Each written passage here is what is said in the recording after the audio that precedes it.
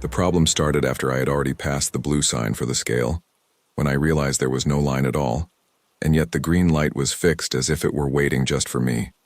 The electronic panel displayed my dot number correctly, but the font looked slightly different from what I've seen for years driving around the Southwest. I slowed down and aligned the truck on the platform, but the radio went silent instantly. No interference, just a completely clean silence. The guardhouse had the state flag, standard paint job, and even the correct coat of arms, but there were no official vehicles parked around it. When the loudspeaker told me to turn off the engine and get out with the documents, I already knew something was out of place. I was driving down I-40 in New Mexico, a long, dry stretch with a constant crosswind that tends to push the trailer a few inches out of the lane if you relax. Dry cargo, palletized automotive parts, standard company seal applied at the yard in Amarillo. Early morning hours shortly after 2 o'clock, when traffic disappears and only spaced-out headlights remain on the horizon. The scale that appeared on the dashboard wasn't unfamiliar to me. I've been through inspections in that condition dozens of times. Even so, the warning light came on too late, almost right on top of the entrance, as if it had been switched on minutes before. The access road was remarkably clear for that time of day, with no trucks waiting to be weighed, and none of the usual coming and going of inspectors with flashlights. The asphalt looked freshly painted at the markings, the white lines still reflecting brightly under my own headlights. There were no displaced cones, nor accumulated trash on the side, something unusual in stations that operate daily. I saw cameras installed on metal poles, but the cables were too visible, running down without any enclosed conduit. When I aligned the rear axle on the platform, I felt that the surface didn't have the same metallic vibration as the fixed axles I'm familiar with. The cabin fell silent after I turned off the engine, a heavy silence without the distant hum of generators that usually power the facilities. The main building had lights on only in the front room, and the side windows were completely dark. I didn't see any state-owned pickup truck parked there, nor any official license plate in the vicinity, just a regular white pickup truck parked behind the guardhouse. The speaker called out my full dot number pronounced correctly, but with an awkward pause in the middle. I mentally noted that detail because nobody usually hesitates when reading data directly from the system. The route that night was simple. Drive to Albuquerque, refuel, and then cross into Arizona before dawn. A tight deadline, but nothing out of the ordinary for that type of cargo. Delivery was scheduled for late afternoon the following day. The company had been strengthening compliance controls in recent weeks, requiring records of all state inspections. Any weighing should generate an automatic digital protocol in the internal system, synchronized by the ELD. My tablet, however, did not display any active inspection notification at that time. The wind began to blow harder against the side of the trailer as I retrieved the documents from the leather briefcase. The state flag was flying, but there was no lighting directed at it, making it almost invisible in the darkness. When I opened the cabin door, I realized the air was completely still, unlike what I had felt seconds before. The white pickup truck behind the guardhouse turned on its headlights for a moment, and then turned them off immediately. That's when I understood that that stop wasn't part of the original route for that night. I got out of the booth holding my briefcase with my documents and my cell phone in my jacket pocket, even though I knew the signal there was usually unreliable. The loudspeaker instructed me to walk to the right side of the building and hand the papers through a small metal window. That was no longer standard because routine inspections normally take place next to the truck, not hidden behind a wall. As I walked, I noticed that there were no visible secondary scales for checking individual axles. The platform where I had stopped seemed too simple, as if it were just freshly molded concrete. The window opened just a few centimeters, enough for a hand to appear wearing a plain black glove, not the light-colored gloves I see inspectors wearing. The voice that came from inside asked for my medical records and proof of workload even before requesting my driver's license. This doesn't follow the normal inspection order, and I've been stopped enough times to know the sequence. I handed over only the driver's license and held the rest firmly in my other hand, waiting for it to be corrected. Inside, there was a silence that was too short to be a system check. I brought with me the ticket from the last official weigh-in in Texas, kept in the same folder. Without being asked, I slid the old paper through the opening along with my driver's license, watching to see if anyone would comment on the difference in condition. The hand pulled everything inside without any questions, nor any visual check right there in front of it. That's when I heard a metallic noise coming from the back of my trailer. Not loud, but distinct from the wind. I turned my body reflexively and realized that the white pickup truck had moved a few meters. I decided to go back to the cabin under the pretext of retrieving another document that didn't exist, just to get a complete overview of the whole thing. As I walked back, I noticed there was no official marking painted on the building indicating the station number or federal code. The sign at the entrance read, "State Inspection," but it lacked the standard reflective sticker from the transportation department. I climbed into the cab and, before closing the door, checked the trailer's seal using the side mirror. It was intact, but there was a shadow positioned directly behind the rear doors. I turned on the dashboard without starting the engine and opened the company's internal application to register a manual inspection. No station appeared to be active at that specific coordinate, even though the GPS indicated that I was stopped at a way station. It was the first time I considered that structure might not be official. The speakerphone called again, now asking me to turn off any electronic devices before proceeding. I kept the engine off but left the dashboard on, because at that point I no longer trusted what was happening there. The loudspeaker called my DOT number again, this time stating that there was an inconsistency in the declared weight of the cargo. This didn't make sense because I had just come from an official weigh-in a few hours earlier in Texas. The voice said that the state system indicated a possible overload on the rear axle, something that my own dashboard did not register. While I was checking the data in the ELD, the screen flickered for a second and lost connection to the company server. At that same instant, I saw in the mirror that the shadow behind the trailer was no longer stationary.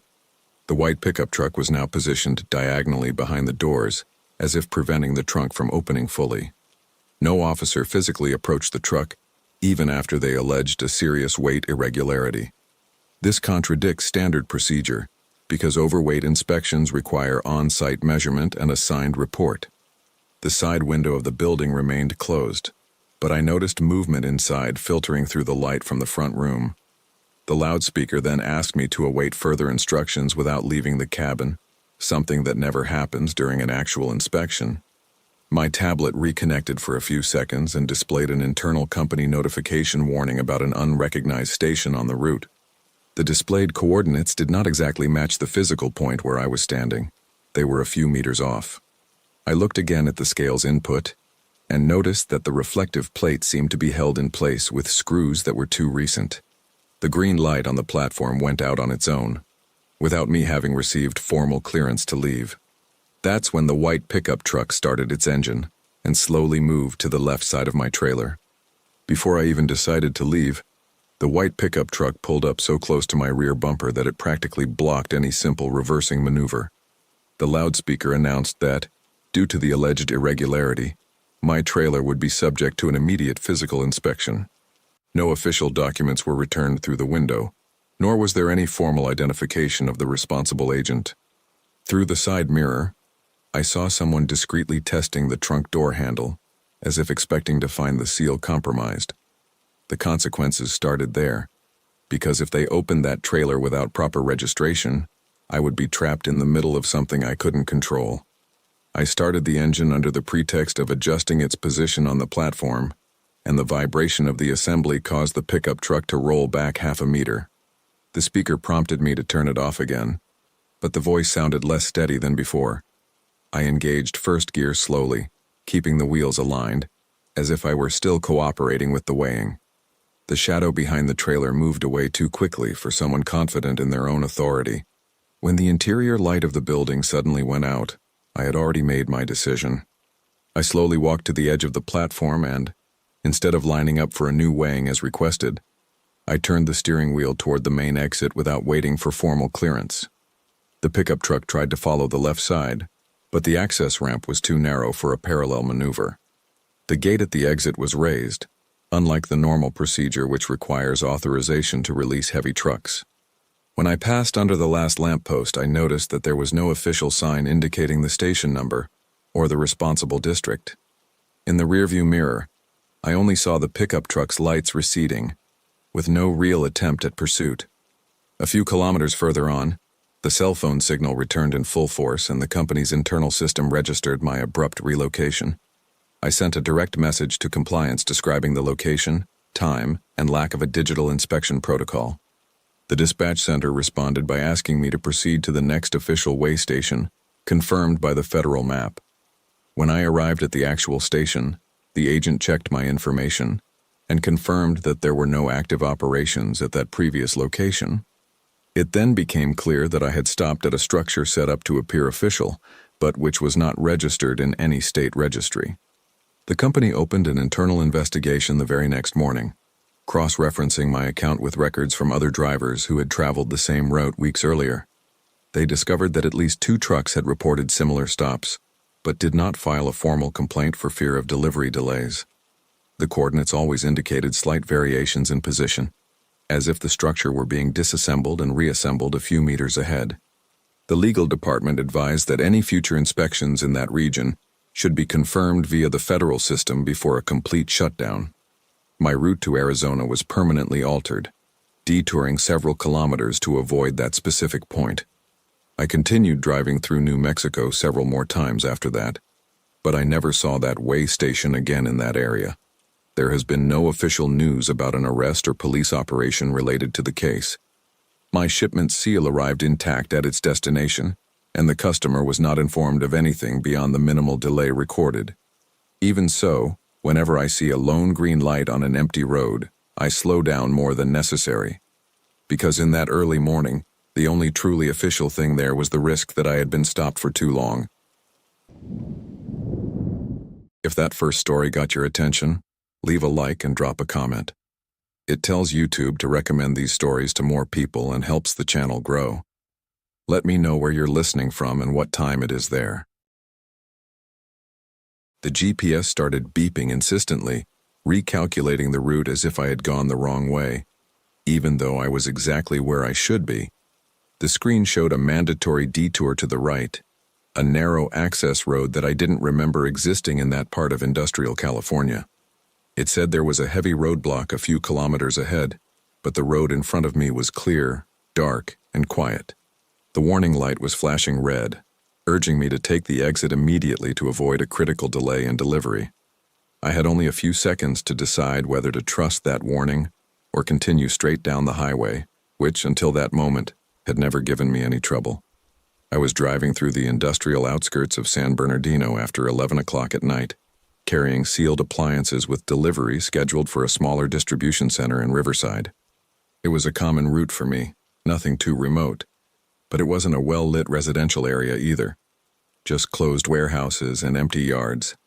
The main highway was flowing smoothly, with few trucks around and virtually no passenger cars.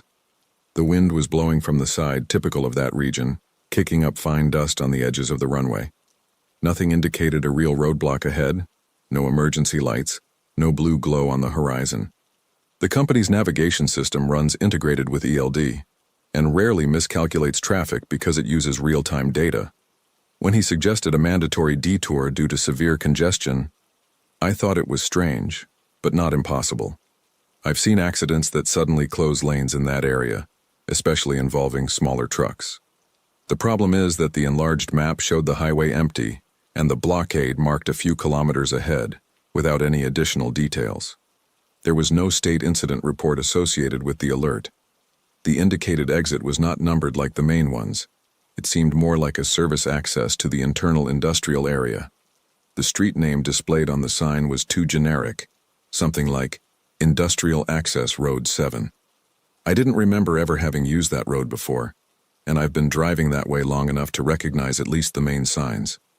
I looked to the right and saw only a low pole with a small reflective sign, almost hidden by the shadow. If I hadn't been paying attention to the GPS, I would have driven right past it without noticing that entrance. The company has been tightening its punctuality policy, and delays exceeding 1 hour automatically generate a justification report. I had already faced a problem recently with a missed delivery window due to unexpected traffic. The system message reinforced that ignoring the detour could result in significant delays. The alert was flashing with high priority, something that normally only appears in case of a confirmed blockage. Still, the road ahead of me remained clear, too quiet to justify any urgency. I slowed down slightly as I approached the exit, just to buy myself time to think. In the side mirror, there were no vehicles pressing against me from behind. No one waiting for my decision. The exit sign reflected for a second under my high beam and then disappeared into the side darkness. The GPS repeated the warning with an automated voice that was higher pitched than normal, and it was there that I had to choose between trusting the system or trusting the road I was seeing with my own eyes. I signaled to the right at the last second and entered the narrow access road more out of risk calculation than confidence. If the block were real and I ignored it, I would miss the delivery window and have to give a formal explanation the following day. The ramp descended slightly before leveling off onto a 2-lane roadway with no visible center line. As soon as I completed the turn, the GPS confirmed that I was on the correct alternate route. Even so, the screen took a few seconds to update the detailed map of that area. The surrounding warehouses looked old, with closed metal doors and no exterior lighting on. There was no active guard post or forklift movement, which was unusual even for that time of day. The asphalt was uneven, with sections that had been recently patched, but without any maintenance signs. My cell phone signal dropped to 1 bar as soon as I moved 100 meters into the road. The GPS was still working, but the real-time traffic indicator disappeared. The object that started to bother me was the tablet holder itself, fixed to the dashboard. It vibrated twice as if it had received a silent update, even without a visible notification. I opened the route menu and noticed that the main road, the one I was coming from, was no longer highlighted as a viable alternative. It was as if the system had erased the option to go back. This has never happened to me before, not even in an area without coverage. I decided to slow down even further, maintaining 30 miles per hour, analyzing each side entrance.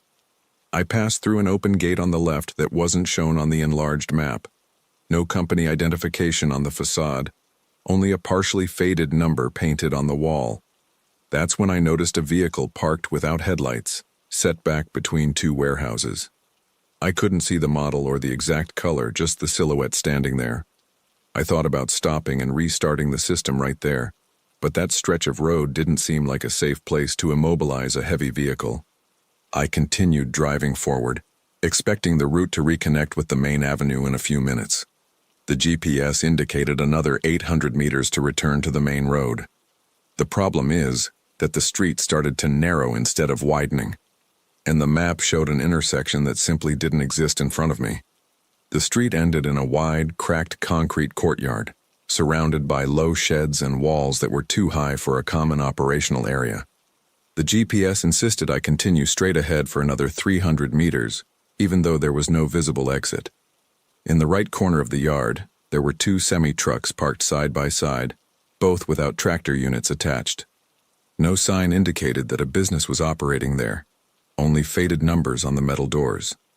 The map on the panel showed a continuation of the road, where there was only a brick wall. I tried to put it in reverse to exit the same way, but the GPS recalculated again and indicated a non-existent side access road. The cell phone signal dropped completely, leaving only the internal system operating offline. At that moment, the vehicle I had seen earlier appeared through the entrance I had used, partially blocking the exit. The headlights were too bright, blinding my side mirrors. There was no honking or gesture, just a standing presence there. I looked to my left and noticed another metal gate beginning to close slowly, powered by an old electric motor. I didn't see anyone operating it, just the dry sound of the gears turning. The GPS kept repeating that I was on the correct route, and that the estimated time had been reduced. This completely contradicted the scene before me. I was stuck in a dead-end parking lot, and the system was saying I was saving minutes. I decided to keep the engine running and align the truck so that the trailer would be protected by the tractor unit itself. If someone tried to open the rear doors, I would have a clear view through the auxiliary mirror. The vehicle at the entrance moved forward a few meters, further reducing the space for maneuvering. No sirens, no official identification, nothing to suggest a legitimate operation. It felt like I had been directed there with too much precision to be a coincidence. That's when the GPS turned off for 2 seconds and restarted on its own, displaying a software update screen. I hadn't authorized any updates that night. When the system came back online, the original route reappeared, indicating that I was 400 meters off the recommended path. The traffic blockage has completely disappeared from the map, and the only way out remained the same access road, now partially blocked by the stopped vehicle. Before I could decide anything, the patio light suddenly switched on, reflecting brightly off the concrete and the sides of my trailer.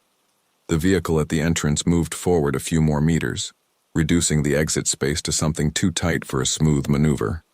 There was no direct approach, but I felt the time being compressed, as if they expected me to turn off the engine on my own. The GPS remained stable this time, showing the normal route and no active alternative route for that detour. The consequences started there, because I already knew that any delay or damage at that point would fall directly on me. I carefully engaged reverse gear, forcing the assembly to align at the smallest possible angle without touching the side wall. The vehicle blocking the entrance hesitated for a second when it realized I wasn't going to turn off the engine. I took advantage of the minimal space that remained and moved confidently towards the exit, even at the risk of scraping the bumper. The side gate finished closing behind me, completely isolating the patio. When I returned to the main highway, the GPS indicated a normal route as if nothing had happened. As soon as I got back to the main highway, the cell phone signal reappeared as if it had never failed. The company system registered a sudden change in the route and generated an automatic alert of unauthorized deviation. I sent an immediate report explaining a possible navigation failure or external interference with the GPS. The technology department responded hours later, reporting that there were no registered blockages in that area that night. There was also no official update sent to my device at that specific time. The following day, the technical inspection found unidentified remote access to the truck's navigation module. Nothing was deleted, but there was a clear attempt at manual route redirection in real time. The company classified the attack as potentially targeting cargo vehicles in that industrial area. My delay was minor, but the operational cost included a full system audit and a review of the contract with the telemetry provider. Part of the loss was shared responsibility, reducing my bonus for that month. After that, the company changed its protocol for any detours suggested by congestion off the main highway in that region. We are now required to confirm blocking via an external channel before entering unnumbered industrial access. Other drivers reported similar alerts in the following weeks, always near areas with abandoned yards. No thefts were officially reported, but the pattern became too clear to be an isolated incident. My name was included in the report as the first formally documented case on that route. I still pass through San Bernardino frequently, but I ignore any detours that aren't accompanied by state confirmation. The GPS still recalculates sometimes, but it no longer beeps with that artificial urgency.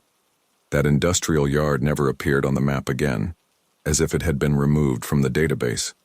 The financial loss was small compared to what could have happened inside. And since that night, I never take an unnumbered exit just because an algorithm decided to insist. I only stopped at the Alabama rest stop to stretch my legs and check the paperwork before continuing my trip. The shipment was sealed, everything was up to standard, but when I scanned the QR code on the side label, the system beeped differently than usual. It didn't return a common read error.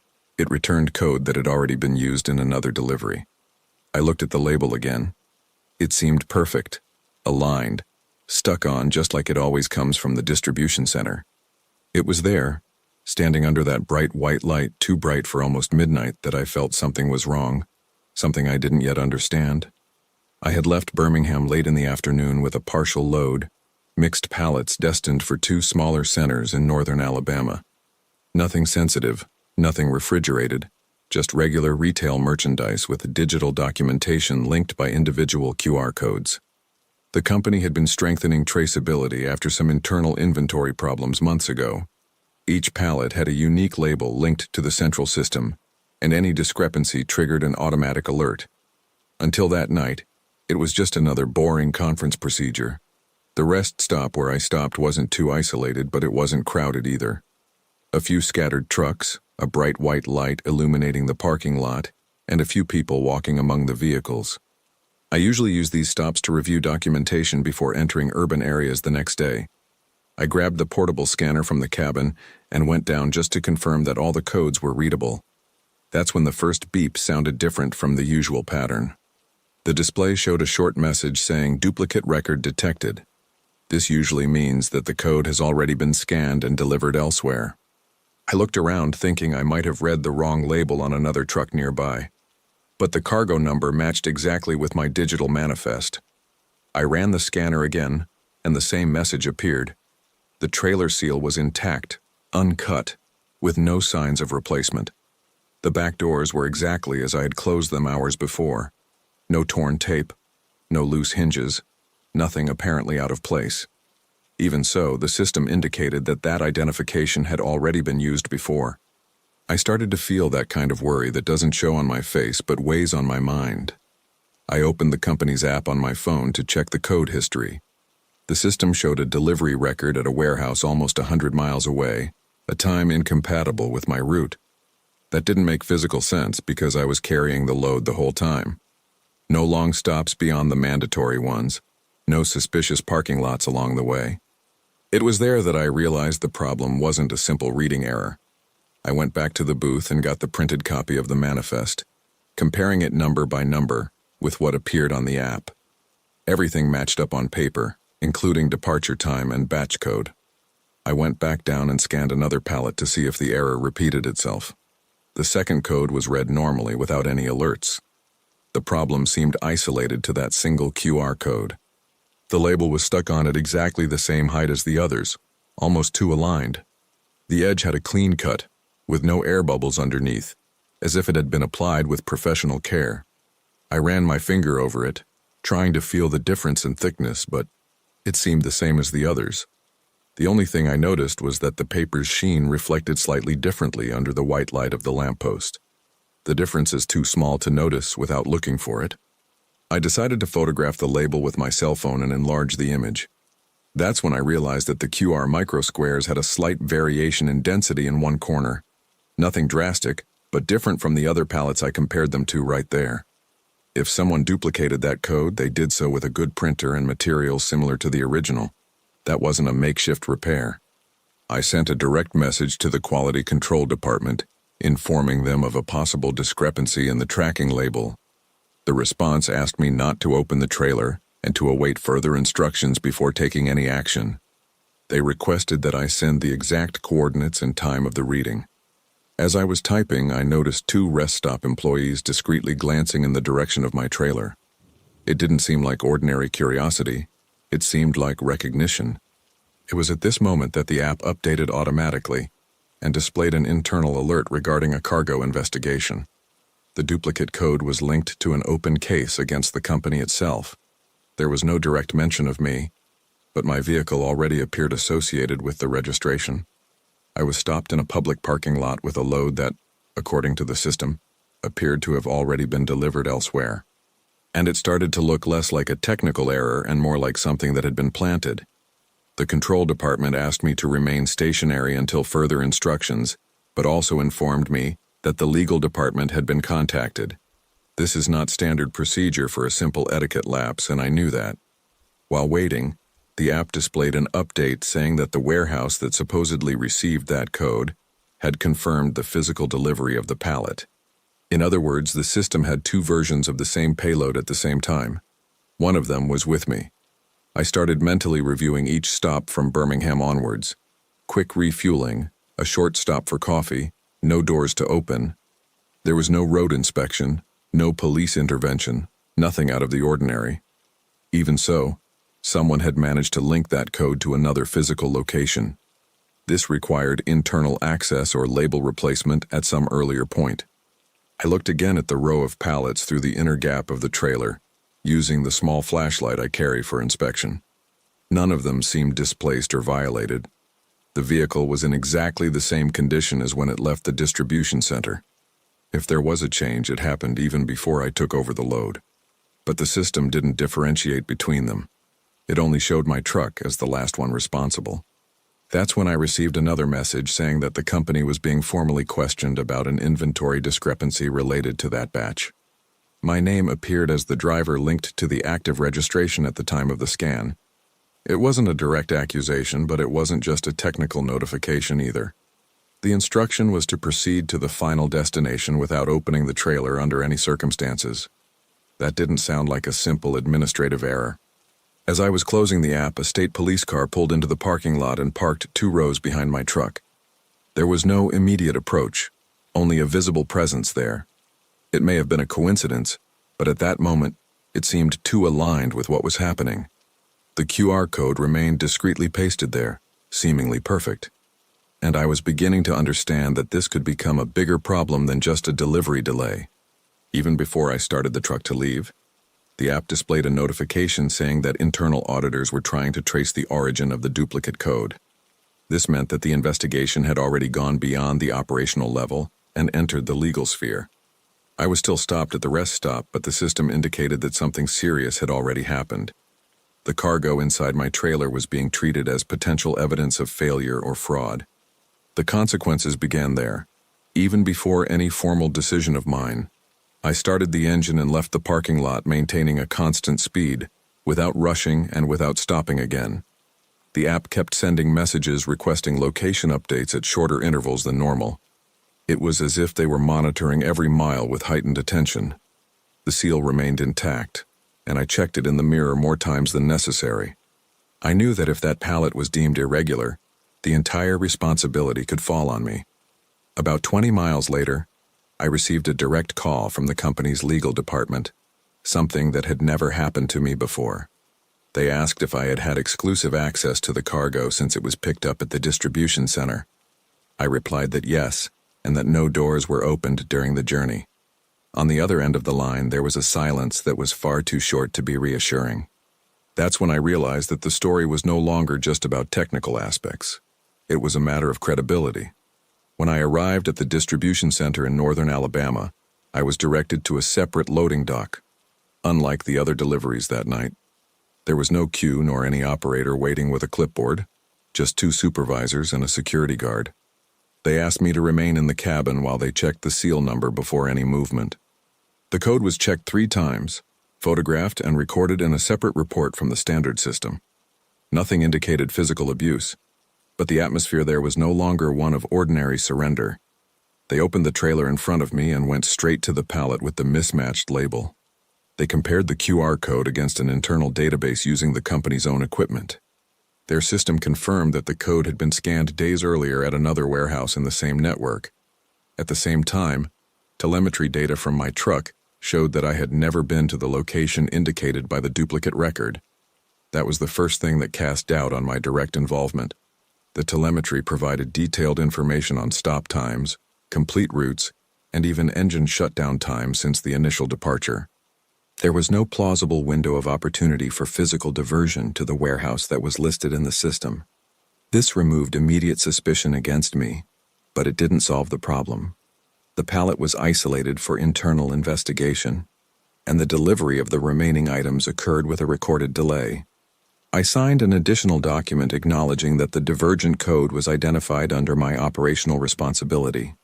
Days later, the company concluded that the QR code had been tampered with within the internal distribution chain, even before I took over that shipment. Someone had replaced the original label with a duplicate linked to a previously delivered batch, intentionally creating a double record. My truck's telemetry data was used as proof that I was not at the depot mentioned by the system. Even so, my name remained temporarily associated with the report until the formal conclusion of the investigation. This is the kind of thing that doesn't disappear quickly from internal files. The shipment was partially canceled, and the company absorbed financial losses related to the inventory discrepancy. There was no formal accusation against me, but I was required to provide written clarifications and participate in a remote meeting with the auditors. No driver likes to see their phone number linked to a corporate investigation, even when innocent. The altered QR code seemed like too small a detail to cause all that fuss, but it was enough to almost turn a routine delivery into a disciplinary case. Today, whenever I scan a label before leaving with the shipment, I double-check the paper's brightness and the density of the code. It may seem like an exaggeration, but I know what even the smallest detail can cause within an automated system. The seal may be intact, the weight may match, the route may be clear. Even so, a single duplicate code is enough to place the driver at the center of suspicion that didn't originate with him. And trust, when it enters internal reporting, never returns exactly to how it was before. If you made it all the way to the end, subscribe. Most people watching aren't subscribed, and that small click makes a big difference for the channel. Like the video if you enjoyed it, and tell me which story stayed with you the most.